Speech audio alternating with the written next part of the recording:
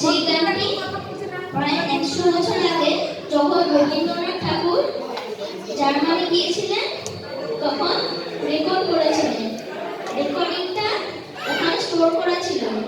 Second world ওয়ারের সময় ওই রেকর্ডিংটা নষ্ট হয়ে যায়।